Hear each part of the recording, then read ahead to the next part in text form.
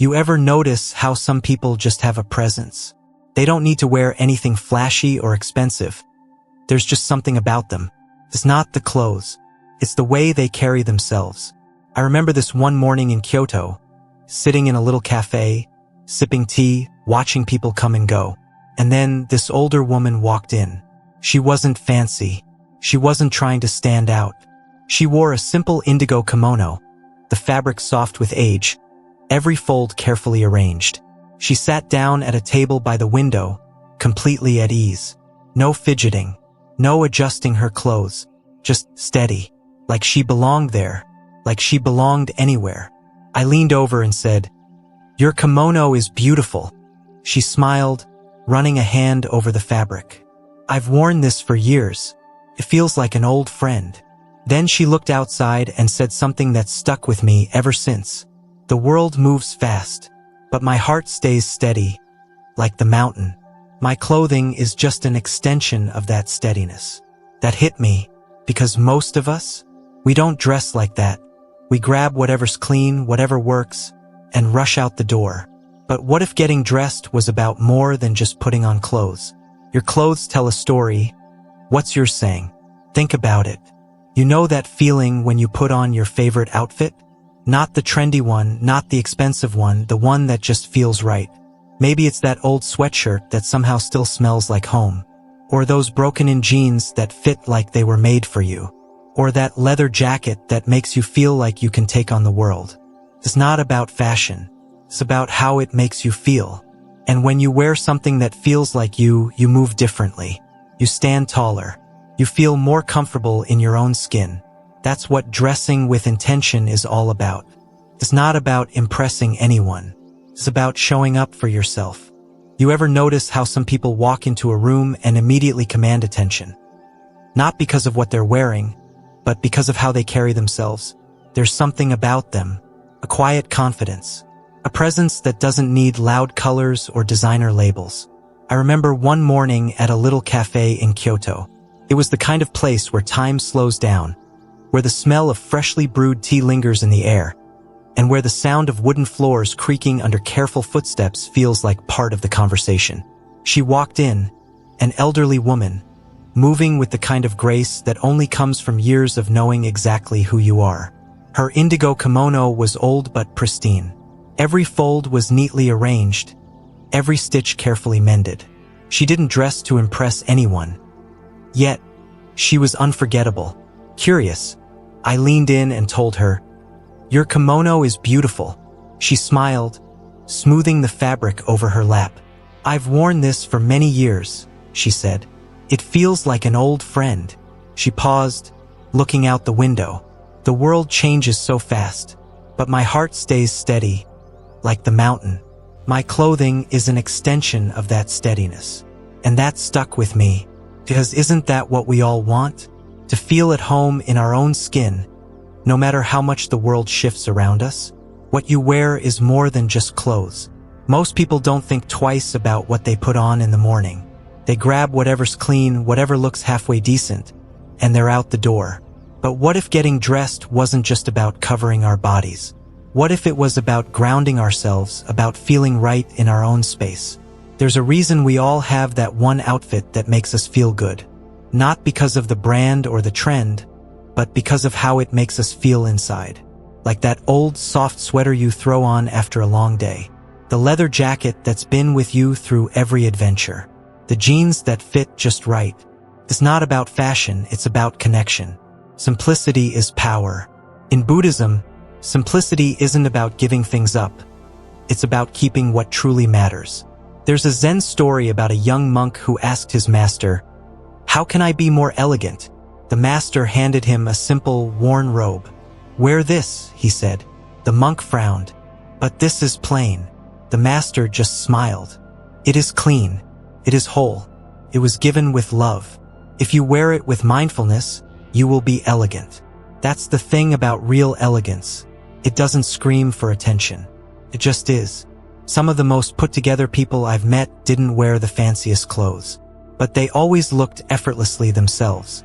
They weren't chasing trends. They weren't trying too hard. They just knew who they were, and their clothing reflected that. Dressing with intention is self-respect. Ever notice how your mood shifts based on what you're wearing? There's a reason for that. When you're in something stiff and uncomfortable, you feel stiff and uncomfortable. But when you're in something that fits just right, something that feels like you, it changes everything. You carry yourself differently. You están taller. You breathe a little easier. Dressing with intention isn't about impressing other people. It's about showing up for yourself. It's about picking clothes that feel good against your skin. Choosing colors that make you feel alive. Wearing things that remind you of who you are and where you're going. It's an act of self-respect, like making your bed in the morning or taking the time to prepare a good meal. Make it a meditation. What if getting dressed became more than just a routine? What if, instead of rushing, you took a moment to choose? Tomorrow morning, try this. Pause. Don't just grab the first thing you see. Feel. Pick something that makes you feel like you. Not what you should wear. What you want to wear. Own it. Stand in front of the mirror. Roll your shoulders back. Breathe. When you wear something with intention, it's not just an outfit. It's an extension of you. And that's something people notice. Your clothes tell a story. Make it one you love. That old woman in the cafe? She wasn't dressed to impress. But she left an impression anyway. Not because of the fabric, but because of the energy she carried. She wore her kimono like a second skin. Like it belonged to her. That's what dressing with intention does. It makes you feel at home in your own body. And when you feel at home in yourself, you carry that energy into the world. So tomorrow, when you stand in front of your closet, ask yourself, does this feel like me? Because when your clothing aligns with your spirit, you don't just look good. You radiate something deeper. And that's the kind of beauty that never fades. Why learning never gets old. I was in a little bookstore the first time I really got the idea that learning never stops. You know the kind. Shelves stacked high with books, the smell of old pages hanging in the air, that soft jazz humming from a speaker in the corner. I wasn't looking for anything in particular, but I picked up a book about something I knew absolutely nothing about, woodworking of all things.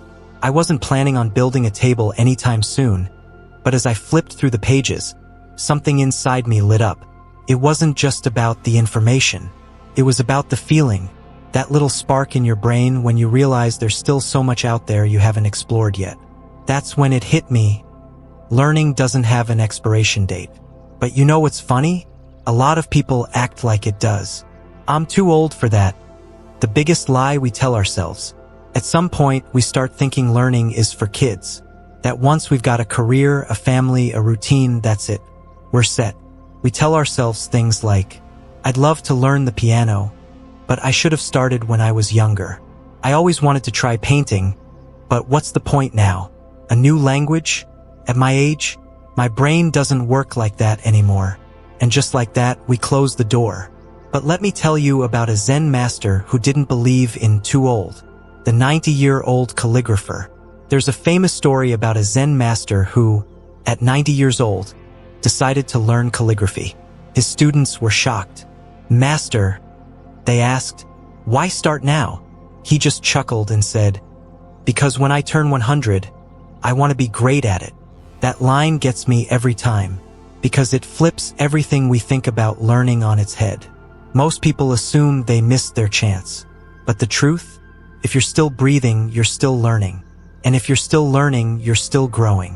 What happens when we stop learning? There's a Buddhist proverb that says, the mind is like a garden. If you don't tend to it, weeds will grow. Think about that. If you leave a garden alone for too long, it doesn't stay the same. It starts to wither. The weeds creep in, choking out what was once thriving. The same thing happens to us. When we stop learning, when we stop exploring new ideas, our world shrinks. We start saying the same things, thinking the same thoughts, reacting the same way. Life becomes predictable, stale, small. But when we keep learning, the world stays big. Our minds stay sharp. We wake up with a sense of curiosity, with that feeling of, I wonder what I'll discover today. And that's what keeps us alive. Learning isn't just about books, though books are pretty great. Here's the thing. Learning doesn't mean sitting in a classroom or memorizing facts.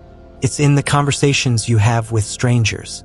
It's in trying something totally out of your comfort zone. It's in the way you challenge your own beliefs and let yourself see things differently. I know a retired doctor who picked up pottery at 72. "I spent my whole life fixing people's bodies," he told me. "Now I just want to make something beautiful with my hands." A friend of mine, 65 years old, decided to learn Spanish just so she could connect with her neighbors. "I butcher it most days," she laughed. "But every time I get a word right, I feel like I'm 20 again." That's the magic of learning. It doesn't just keep your mind young. It keeps your spirit young. Why being a beginner is terrifying, and why that's a good thing. I get it. Starting something new is scary. Nobody likes being bad at something. Nobody likes feeling awkward or slow or unsure. But let's be real. Every expert was once a beginner. Every musician once played a wrong note. Every artist once drew a terrible picture. Every writer once wrote something that made no sense. The only difference between the ones who get good and the ones who don't, the ones who get good let themselves be bad at first. They don't let the fear of looking foolish stop them. They don't quit just because they're not instantly great. And over time, they get better. That's how growth works. That's how we learn. So where do you start? If you've read this far, there's probably something you've always wanted to learn. Maybe it's painting, or dancing, or writing. Maybe it's a language, or a sport, or a musical instrument. But you've told yourself it's too late. So here's my challenge to you. Start anyway. Pick up a book. Watch a tutorial. Take that first messy, awkward step. Don't worry about being good. Don't worry about what people think. Just be curious. Because at the end of the day, the happiest, most fulfilled people aren't the ones who had it all figured out. They're the ones who never stopped exploring. And if you're alive, if you're still here, then your story isn't done yet. So tell me, what's something you've always wanted to learn? And what's stopping you from starting today? Slow down, moving through life with purpose. Ever notice how some people walk into a room, and before they even say a word, you feel them? It's not about how they look or what they're wearing. It's something deeper. The way they move. The way they carry themselves. I saw it once on an ordinary afternoon in a quiet park. I was rushing, half walking, half texting, my mind already on the next thing. And then, out of the corner of my eye, I noticed him. An older man, maybe in his 70s, walking so slowly, so deliberately, that it almost looked like time had slowed down just for him. He wasn't distracted. He wasn't hurrying. Every step was placed with intention, as if he was fully aware of the ground beneath his feet. The way the wind moved through the trees, the warmth of the late afternoon sun on his face. And in that moment, I realized something. Most of us don't walk, we rush. Your posture says more than you think. The way you move says a lot about what's going on inside. When you're stressed, your shoulders hunch. When you're anxious, your movements are quick, almost restless. When you're uncertain, you fidget, shrink into yourself, make yourself smaller. But when you stand tall, when you walk with confidence, with ease, that's when you move with purpose. There's a saying, your energy enters the room before you do. And you know it's true. You've seen it, the kind of person who walks in, and instantly you can feel their presence. It's not about being loud. It's not about demanding attention. It's about being there. And that's something you can't fake. Why do we always feel the need to hurry? It's funny, isn't it? We rush through our days like we're late for something important. But what exactly are we rushing toward? We rush through meals and barely taste them. We rush through conversations without really listening. We rush through life, always focused on what's next, and then wonder why everything feels like a blur. But what if we just slowed down? The monk who never rushed. There's an old story about a monk who was known for moving slowly, deliberately, no matter what was happening around him. One day, a frustrated student asked, "Master, why do you never hurry?" The monk smiled and said, "Because where I need to be is exactly where I am."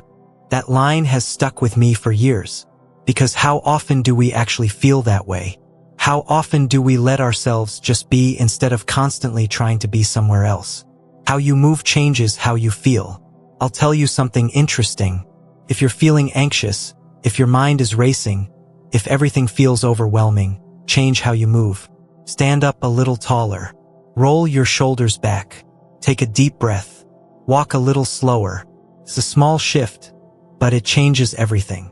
Because the way you carry yourself isn't just about how others see you. It's about how you feel inside. Walking like you mean it. The Buddha taught mindful movement, not just sitting still in meditation, but bringing that same awareness into everyday motion.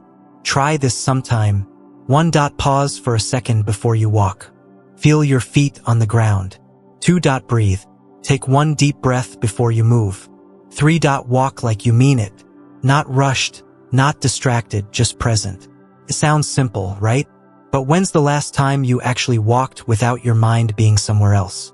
Confidence isn't about moving fast. It's about moving with intention. Have you ever watched someone who's really comfortable in their own skin? They don't rush. They don't fidget. They don't look around for approval. They move with ease. Because real confidence isn't about trying to prove something. It's about trusting yourself. The next time you walk into a room, pay attention to how you move. Are you rushing, shrinking, holding tension in your body? Or are you walking like you belong there? Life moves fast, you don't have to. I still think about that old man in the park. He wasn't in a hurry. He wasn't trying to get somewhere faster. And yet, he had a presence that made me stop in my tracks. And I wonder, how many moments do we miss because we're too busy rushing to the next thing? How different would life feel if we slowed down, even just a little? Because at the end of the day, we're all walking somewhere. The question is, are you actually here for the journey? The beauty in growing older. Why aging isn't fading, it's deepening. I was about 10 years old the first time I really noticed gray hair. I was sitting at the kitchen table watching my grandmother peel an apple. Her hands, steady and sure, worked the knife in one long, unbroken ribbon. The afternoon light hit her hair just right, turning the silver strands almost white. "Grandma, why is your hair changing color?" I asked. She chuckled, not looking up from the apple. "Because I've lived, sweetheart. Every strand has a story." At the time, I just nodded, not really understanding. But now I get it. Why are we so afraid of aging? Somewhere along the way, society convinced us that aging is something to fight. That wrinkles should be smoothed out, gray hair should be covered, and the goal is to stay looking young for as long as possible. But think about it, why? Why do we treat aging like a problem? Like something to be ashamed of? Because if you really stop and look, you'll see that the most beautiful people aren't the youngest. They're the ones who have truly lived. The stories written in our skin. Take a second. Think about the lines on your face. The little creases by your eyes. Those came from years of laughter. The faint furrow on your brow. From moments of deep thought. Maybe worry, but mostly wisdom. The soft folds around your mouth. Proof of every word spoken with kindness. Every kiss placed on a child's forehead. Every moment you smiled even when life wasn't easy. So why do we try to erase them? I once met an elderly woman at a cafe, and she had that kind of effortless presence. Graceful, unbothered, completely at home in herself. Her silver hair shimmered in the sunlight as she sipped her coffee. I couldn't help but ask, "Have you ever thought about dyeing it?" She smiled, running a hand through her hair. To hide it would be to erase the journey that made me who I am. That hit me, because isn't that what we do when we try to cover up the signs of aging? We pretend the years haven't shaped us, that we haven't grown, that we haven't lived. But we have lived, and that's something to be proud of. Aging isn't fading, it's deepening. Somewhere along the way, we started equating beauty with youth. But real beauty isn't just about smooth skin or thick hair. It's about presence. It's about wisdom. It's about knowing who you are and owning it. I've met women in their 70s and 80s who are more radiant than people half their age. Not because of how they look, but because of how they live. There's an old Japanese philosophy called wabi-sabi, the art of embracing imperfection. In this tradition, when pottery breaks, they don't throw it away. They fill the cracks with gold, making it even more beautiful than before. What if we saw ourselves that way? Not as something to be fixed or restored to some earlier version, but as something even more beautiful because of the life we've lived. The silver crown of wisdom. In Buddhist teachings, gray hair isn't something to be hidden. It's something to be honored. A silver crown of wisdom, proof of all the lessons learned, the struggles overcome, the love given and received. The Buddha himself had a turning point in his life when he saw an old man for the first time. He realized that aging wasn't a curse. It was an awakening. A reminder that life is short and that what matters most isn't how we look, but how we live. And yet, here we are, obsessing over anti-aging products, as if staying young is the only way to be valued. But you know what? Youth is just the first chapter. The best parts of the story come later. What are we really afraid of? Most of us don't fear aging itself. We fear what it represents. We fear becoming invisible. We fear losing our strength. We fear not being seen the way we used to be. But let's flip that for a second. What if aging isn't about losing anything at all? What if it's about gaining something deeper? Every year you live is another chapter added to your story. Every wrinkle is a lesson learned. Every silver strand is proof that you have been here, that you have experienced life in all its messiness and beauty. That's not something to fear. That's something to celebrate. Living with grace, not resistance. So how do we start embracing aging instead of fighting it? 1. Wear your years like a badge of honor. Every laugh line, every silver strand. It's all part of your story. Own it. 2. Take care of yourself, but not because you're chasing youth. Eat well, move your body, but do it to feel strong. Not because you think looking younger will make you more worthy. 3. Shift your mindset. Instead of focusing on what's changing, focus on what's deepening. Your wisdom, your sense of self, your ability to love without fear. 4. Find role models who inspire you. Surround yourself with people who show that life doesn't stop being beautiful as you age. It just gets richer. What if we saw aging as a privilege? Because let's be real, what's the alternative? Not everyone gets the chance to grow older. Not everyone gets to see their hair turn silver, their hands soften from years of holding loved ones, their faces lined from decades of laughter. Aging is not a curse. It's a privilege. So the next time you look in the mirror and notice a new wrinkle, a new gray hair, don't sigh. Don't wish it away. Smile. Because that's proof that you are alive, that you have lived. And what could be more beautiful than that? One last thought. I still think about my grandmother at that kitchen table, the way the light hit her silver hair, the steady rhythm of her hands as she peeled that apple. At the time, I didn't understand what she meant when she said, "Every strand has a story," but now I do. And I hope you do too. So tell me, if your silver strands and laugh lines could talk, what stories would they tell? Nourish your body with love and respect, treating yourself like a sacred vessel. The first time I realized my body wasn't just mine, but something I had been entrusted with, I was sitting in the quiet of my grandfather's garden. The air smelled of damp earth and citrus. It was late afternoon, and he was tending to his lemon trees the way he always did, slowly, methodically, as if the act itself was a meditation. I watched as he carefully pruned the branches, checking the soil, adjusting the way the water flowed to nourish the roots. "Why do you take such good care of them?" I asked. "They grow anyway." He smiled without looking up. "Because what you take care of takes care of you." At the time, I thought he was just talking about his trees. But now, years later, I understand he was talking about so much more. Because the truth is, our bodies are like those trees, living, breathing vessels that carry us through life. And yet, we often treat them as afterthoughts, something to push through rather than something to honor. Your body is not a burden, it's a home. Somewhere along the way, we learn to see our bodies as projects. Things to be fixed, sculpted, measured, criticized. Too big, too small, too slow, too soft. We talk about them as if they're separate from who we are.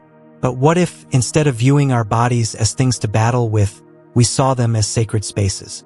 The one place we are guaranteed to live for our entire lives. Think about it, your body has been with you through everything. Every heartbreak, every joy, every long night, and every early morning. It has carried you, even when you weren't kind to it. It has fought for you, even when you ignored its needs. Isn't it time we started treating it with the respect it deserves? A monk's lesson on the body. There's an old Buddhist story about a monk who was known for being meticulous about his diet and exercise. Unlike others, he didn't eat mindlessly or neglect physical movement, but instead treated every meal and every step with intention. One day, a younger monk asked him, "Why do you care so much about this body? I thought we were supposed to detach from the physical world." The older monk smiled and said, "This body is my only vehicle for reaching enlightenment. If I neglect it, how will I complete my journey?" That perspective changed something in me, because our bodies are not distractions from our spiritual lives. They are part of it. Caring for your body is not about vanity, it's about self-respect. Eating with awareness. What are you feeding your body? Have you ever eaten something so quickly that you barely tasted it? Shoveled down a meal while scrolling on your phone, barely aware of what you were putting in your mouth? We all do it. But food is more than fuel, it's the foundation of how we feel, how we move, how we think. Imagine if, instead of rushing through meals, we treated eating like a ritual. Drink water like it's cleansing your soul. Take a deep breath before you sip, and picture it restoring you from the inside out. Eat foods that nourish rather than deplete. Not because you're chasing a number on a scale, but because your body deserves to feel good. Savor each bite. Taste the sweetness of fruit, the richness of whole foods, the warmth of a home-cooked meal. Let eating be something that grounds you, not just something you check off a list. Movement. A love letter to your body. Somewhere along the way, exercise became something we punish ourselves with. We use words like burn, shred, push harder. We think of it as a chore, a way to shrink ourselves, a way to earn the right to enjoy food. But what if movement wasn't about punishment? What if it was about joy? Think about how a child runs, not because they have to, but because they want to. The way they spin in circles just to feel dizzy. The way they jump into puddles just because it feels fun. What if we moved like that? Take a walk, not because you should, but because fresh air makes you feel alive. Stretch in the morning, not because you have to, but because it feels good to open up space in your body. Dance in the kitchen while you make dinner, because why not? Your body was meant to move, not to be punished, but to be celebrated. Rest, the most overlooked form of self-respect. In a world that glorifies hustle, rest feels like rebellion. We wear exhaustion like a badge of honor. We brag about how little sleep we get, how busy we are, how much we're pushing through. But let's get real, burnout isn't something to be proud of. Your body is not a machine. It's not meant to run on empty. And the idea that you have to earn rest? That's a lie. Give yourself permission to sleep when you're tired. Not just enough to function, but enough to thrive. Take breaks without guilt. Your worth is not measured by productivity. Listen to what your body is asking for. Some days that might be movement. Some days that might be stillness. Both are okay. Rest is not laziness. It's necessary maintenance for the only home you'll ever live in. What happens when you start treating your body like a sacred vessel? Something shifts. You start to move differently, not just physically, but emotionally. You stop fighting against yourself. You stop seeing your body as an enemy, and instead you see it as a partner. You start thanking it instead of criticizing it. Thank you, legs, for carrying me through my hardest days. Thank you, hands, for holding the people I love. Thank you, heart, for beating even when I forget to slow down. When you nourish your body with love and respect, you start to realize that taking care of yourself isn't selfish. It's a way of saying, I belong here. I deserve to feel good. I am worthy of this life. One last thought. I still think about my grandfather in that garden.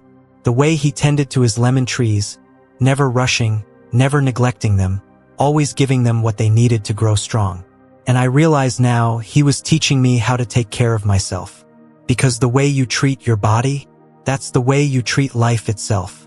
So, tell me, when was the last time you truly listened to what your body was asking for? And more importantly, when will you start? Kindness, the ultimate elegance.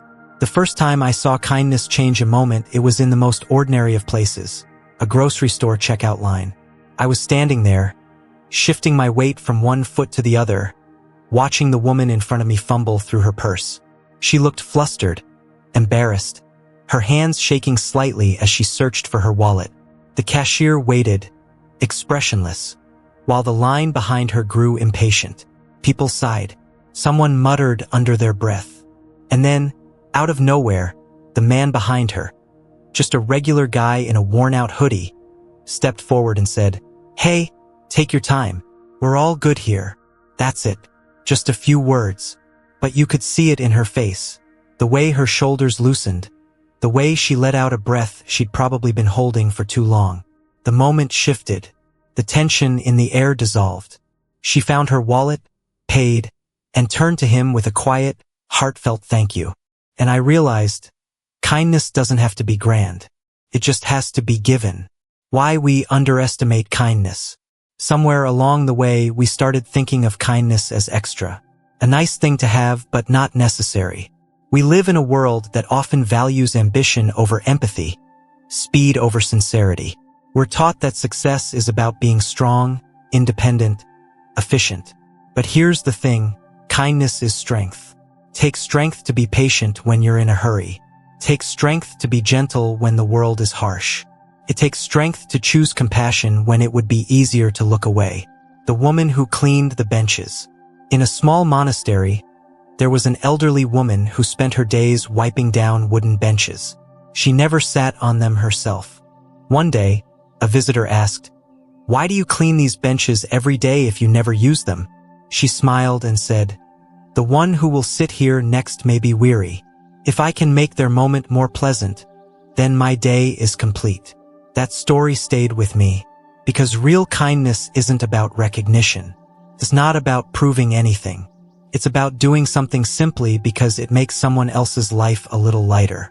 And in a world where people are always chasing things, success, status, approval, there's something undeniably elegant about the kind of person who doesn't need to chase anything at all. Kindness leaves an imprint. Think about the people you remember the most. Not the ones with the biggest houses or the flashiest cars, but the ones who made you feel something. The teacher who believed in you when no one else did. The stranger who gave you directions when you were completely lost. The friend who sat with you in silence when words weren't enough. Kindness is like that, it lingers. Long after people forget what you said or what you did, they remember how you made them feel. And that's timeless. The subtle power of small acts. We often think kindness has to be big. Buying someone's coffee, donating to charity, volunteering for a cause. And yes, those things matter. But more often than not, it's the small moments that change people. Holding the door open a second longer. Smiling at the cashier who looks like they've had a rough day. Sending a message to someone just to say, "Hey, I was thinking about you." None of these things take much effort, but they can shift the course of someone's day in ways we don't always see. Because the truth is, we never really know what someone is carrying. That person who cut you off in traffic? Maybe they just got bad news. That coworker who snapped at you? Maybe they haven't felt heard in a long time. That stranger who seemed distant? Maybe they're just trying to hold it together. And kindness is the only thing that can cut through that weight. Why it's hard to be kind sometimes. Let's be real, kindness isn't always easy. Some days we're exhausted, we're stressed, we're frustrated. And let's be honest, not everyone makes it easy to be kind. Some people are rude, impatient, ungrateful. So why should we bother? Because kindness isn't about them. It's about you.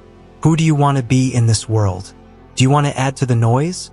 Or do you want to be the quiet moment of peace someone didn't even realize they needed?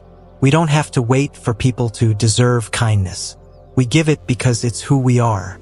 Kindness is contagious and it comes back to you. There's a story about a man who walked into a diner one rainy afternoon. He sat alone, looking tired, like the weight of the world was on his shoulders. A waitress, sensing something unspoken, brought him a warm meal on the house. "Just take care of yourself," she said. The man was quiet for a moment. Then he smiled, thanked her, and left. Months later, a letter arrived at the diner. It was from that man. He wrote, "That night, I was at my lowest. I had lost my job. I didn't know if I could keep going. But your kindness reminded me that people still care. It gave me enough hope to hold on. You never know what your kindness might mean to someone. You might not see the ripple it creates, but it's there. Choosing kindness every day. The Dalai Lama once said, "My religion is very simple. My religion is kindness. Not because it's flashy, not because it's easy, but because it's everything." So what does kindness look like in daily life? Be patient when it would be easier to be frustrated. Be generous when you can, even if it's just with your words. Look people in the eye. Listen to them. Make them feel seen. Kindness isn't weakness. It's not passive. It's one of the most powerful choices you can make. A final thought. I still think about that moment in the grocery store. The way a simple sentence from a stranger turned stress into relief. I think about the woman in the monastery, cleaning benches for people she would never meet. And I think about you. The world is loud. It's fast. It's chaotic. But in the middle of all that, you have the power to be the quiet moment of grace that someone else needs. So tell me, who will you be kind to today? Stay active, stay vibrant, move like you mean it. The first time I really noticed movement, I was sitting on a park bench, sipping my coffee, half distracted by my phone. The morning air was crisp, the kind that wakes you up before the caffeine does. And then I saw him, an older man, maybe in his 70s, moving through the grass with the kind of slow, deliberate grace you don't see much anymore. His arms flowed like waves, his steps light but intentional. He wasn't rushing, wasn't trying to get anywhere. He was fully there. Something about the way he moved made me put my phone down. I just sat and watched. When he finished, I walked over and said, "That was incredible. What are you doing?" He smiled. "Tai Chi," he said, "keeps me feeling alive." I nodded, still mesmerized. "You move like you're savoring every second." His smile widened. "Because I am," he said. "When you rush, you miss life itself." And just like that, something clicked. Movement isn't just exercise, it's life. Most of us don't think about how we move. We just do it, rushing from one place to another, slouching in front of screens, pushing through workouts like we're checking off a list. But movement, real movement, is not about burning calories or staying in shape.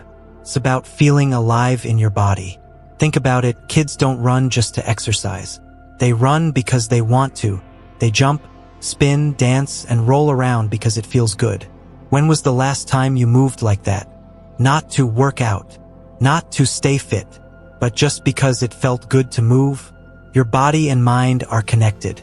There's a reason you feel better after stretching in the morning. A reason a walk can clear your mind. A reason dancing around the kitchen to your favorite song makes everything feel lighter. The Buddha taught that a body in motion keeps the mind clear, the spirit joyful, and the energy radiant. We tend to separate physical health from mental health, but they're not separate at all. When we move, we shift our energy. We let go of tension. We open ourselves up, literally and emotionally. Ever notice how the days you sit around doing nothing are the days you feel stuck in your head? But the days you move, go for a walk, stretch, even just stand up and breathe, something shifts. That's not an accident. That's nature. Find a way to move that feels like you. Not all movement looks the same. For some people, it's yoga, slow, intentional, like a conversation with your body. For others, it's hiking, feet pressing into the earth, lungs filling with fresh air. Maybe for you, it's dancing in the living room, rolling your shoulders to the rhythm of an old song. It doesn't matter what it is. What matters is that it feels good. Because the more you enjoy movement, the more you'll want to do it. Not because you have to, but because it makes you feel alive. The beauty of moving slowly. We live in a world that glorifies speed. Fast cars, fast results, fast everything. But the man I met in the park, he wasn't in a hurry. When I was younger, he told me, I rushed through life. Work, family, responsibilities. I moved fast because I thought that's what I was supposed to do. He shook his head, smiling. Then I got older, and I realized rushing doesn't get you anywhere faster. It just makes you miss the view. That stuck with me. Since then, I've tried moving slower, walking without checking my phone, stretching with intention, taking a deep breath before stepping forward. And you know what? Feels different. feels like living. Movement is the secret to aging well. Ever wonder why some people seem to glow as they get older? Why they still have energy, still have that spark? It's not just luck. It's movement. When we stop moving, we don't just lose flexibility, we lose vitality. Our world gets smaller. We stop engaging, stop feeling connected, stop flowing. But when we keep moving, no matter how small, it keeps us alive. I met a woman in her 80s who still did yoga every morning. When I asked her why, she laughed and said, "Because my body is my home, and I want to keep it livable." That changed the way I see things. Because your body is not a problem to fix. It's a home to care for. A simple way to start moving more. Tomorrow morning, before reaching for your phone, before checking emails, before getting lost in the rush of the day, try this. 1. Stand up. Feel your feet on the ground. 2. Take a deep breath. The kind that fills you up completely. 3. Stretch, slowly. Reach your arms up. Roll your shoulders. Move your neck gently from side to side. 4. Step forward with intention. Not to get somewhere, just to feel what it's like to move. That's it. Less than a minute. But it changes the way you start your day. Because movement isn't just about staying active. It's about staying present. What are you waiting for? I still think about that man in the park. The way he moved with ease. The way he seemed to savor each step. And I think about how often we ignore our bodies. Treat them like machines, push them past exhaustion, take them for granted. But the body is always there for us, waiting for us to come back to it. So here's my question for you. When was the last time you truly felt your body move? Not out of obligation, not out of habit, but just because it felt good. Because when you start moving with intention, with gratitude, with joy, you don't just stay active. You stay alive. The people you keep shape the life you live. It's funny how some people make you feel lighter just by being around them, while others seem to drain every last drop of energy out of you. You ever spend time with someone and walk away feeling exhausted? Like you just ran an emotional marathon, but you never even left your chair? Or maybe you've had the opposite happen. You meet up with a friend, and afterward you feel better, clearer, more yourself. That's not a coincidence. The people in our lives, our friends, family, coworkers, whether we realize it or not, they shape us. The way we think, the way we see the world, even the way we feel about ourselves. And the truth is, not everyone is meant to go where you're going. The weight we carry. I had a friend once, someone I'd known for years, since childhood. We had history, memories, inside jokes that only made sense to us. But as we got older, I started noticing something. Every conversation felt heavy. It was always about what was wrong, what wasn't fair, who had done what to whom. Negativity, complaints, drama. It was like carrying a backpack full of rocks. But I didn't realize it at the time. I kept telling myself, we've been friends forever. That has to mean something. But then I asked myself a different question. If I met this person today, would I still choose them as a friend? And that question hit me harder than I expected. Because sometimes we hold on to people out of habit, not because they're actually good for us. The lightness of true friendship. There's an old Buddhist story about a monk who wanted to teach his students about friendship. He led them to a still pond and dropped 2 stones into the water, one light, one heavy. The light stone floated, moving gently with the ripples. The heavy stone? It sank straight to the bottom. The monk turned to his students and said, "True friends are like the light stone. They support you, move with you, and never pull you under. But the wrong people, they will drag you down before you even realize it." It's a simple story, but it makes you think. Who in your life feels like the light stone? And who feels like the heavy one? Letting go without guilt. Here's the hardest part. Letting go of people who aren't meant for you anymore. It doesn't mean you hate them. It doesn't mean you wish them harm. It just means your paths are different now, and that's okay. Not every friendship is meant to last forever. Some people are chapters in your book, but not the whole story. And when you start choosing yourself, choosing peace, choosing growth, some people won't understand. They'll make you feel guilty for changing. But here's what I've learned. People who truly love you won't be threatened by your growth. They'll grow with you, and the ones who don't, they were never really in your corner to begin with. Who you surround yourself with is who you become.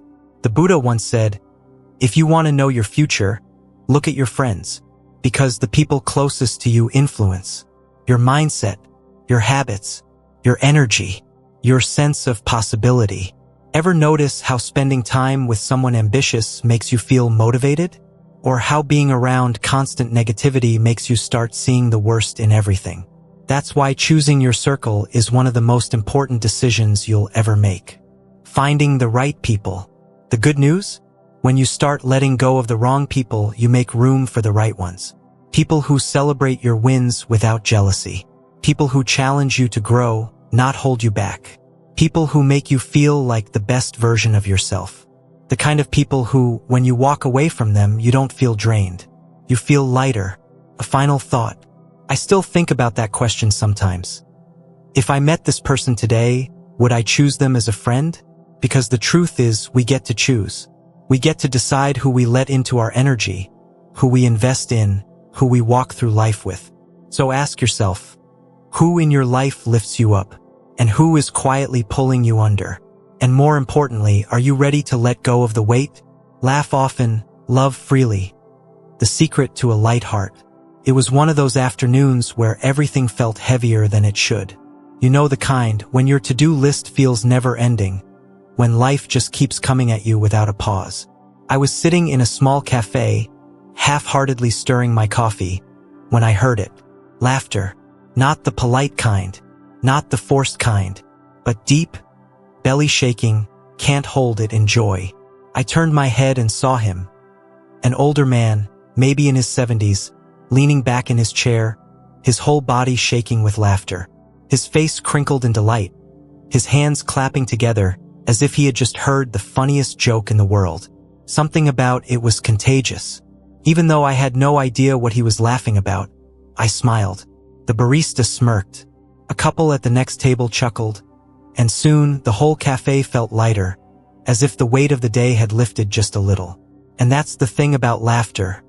It spreads. It softens. It reminds us that not everything has to be taken so seriously. Why do we stop laughing? Think about kids. They laugh all the time, at silly faces, made-up jokes, the sheer joy of running for no reason at all. They find humor in everything because they aren't afraid to look ridiculous. But as we grow older, we get serious. We trade playfulness for productivity. We tell ourselves we're too busy to slow down and enjoy the little things. We start filtering our joy, holding back our laughter, worrying about how we look instead of how we feel. And before we know it, the lightness fades. But here's the truth. Life doesn't get easier when we take it more seriously. It just gets heavier. Laughter is the shortcut to letting go. I once read that laughter is like an exhale for the soul. When we laugh, really laugh, we release tension. We let go even just for a moment. Have you ever been in a stressful situation and suddenly something absurd happens? And even though you should be serious, you can't help but laugh? That's because laughter breaks the cycle. It reminds us that no matter how messy life gets, there's still room for joy. It's not about ignoring the hard stuff. It's about not letting it steal your light. The man who laughed like a temple bell. There's a story about a man named Haru. He lived in a quiet village, surrounded by rolling hills, and was known for one thing: his laughter. Every morning, before the sun had fully risen, you could hear it ringing through the mist, echoing like a temple bell. People would ask, "Haru, how are you always so happy? What's your secret?" And he'd smile and say, "I laugh not because life is perfect, but because I've learned to embrace its imperfections." That was his gift. He didn't wait for life to be just right to find joy. He found it anyway. And that's the trick, isn't it? Not waiting. Not holding off on happiness until everything aligns. Because happiness isn't something you find. It's something you choose. Joy lives in the small moments. We often think happiness is this big thing. Something we'll reach once we finally get the job, the house, the relationship, the perfect version of ourselves. But what if it's not? What if joy is in the small things? The ones we overlook every day. A warm cup of tea on a cold morning. The way sunlight filters through the trees at just the right angle. A song on the radio you forgot you loved. the smell of fresh bread from a bakery down the street, a conversation that makes you lose track of time. Happiness isn't a destination. It's in the moments between the big things. And the more we learn to notice those moments, the lighter life feels. Love without holding back. Laughter and love go hand in hand. Because real love, the kind that fills you up, not drains you, isn't about perfection. It's about presence. It's choosing to love even when life is messy. Even when things aren't guaranteed. Even when there are no promises. Loving freely means saying, I love you, when you feel it, instead of waiting for the perfect moment. Hugging someone a little tighter, a little longer, just because. Laughing at the ridiculous, silly things together. Forgiving even when it's hard. Choosing to be open even after you've been hurt. We spend so much time guarding ourselves, protecting ourselves from pain. But in doing that, we also block out joy. What if, instead, we let love in without overthinking it, without analyzing every little thing, without waiting for guarantees? What if we just felt more? The beauty of an unscripted life. One day, when we look back, it won't be the serious things we remember most. It'll be the nights we laughed until we cried. The moments we let ourselves be ridiculous. The times we loved with our whole hearts, without holding back. That's what makes a life full. Not perfection. Not control, just being here, fully, in the mess and the beauty of it all. A final thought, I still think about that man in the cafe. The way his laughter filled the space, how it softened something in everyone around him. And I wonder, what would happen if we all let ourselves laugh a little more? Not because life is easy, not because everything is perfect, but because it isn't. And maybe, just maybe, that's the whole point. So tell me, when was the last time you laughed? Really laughed? And what's stopping you from doing it more? Never stop evolving. The beauty of becoming. It was one of those late summer afternoons where time felt slower, where the air was thick with the scent of earth and sun-warmed leaves. I sat by a quiet pond, staring at a single lotus flower rising from the muddy water.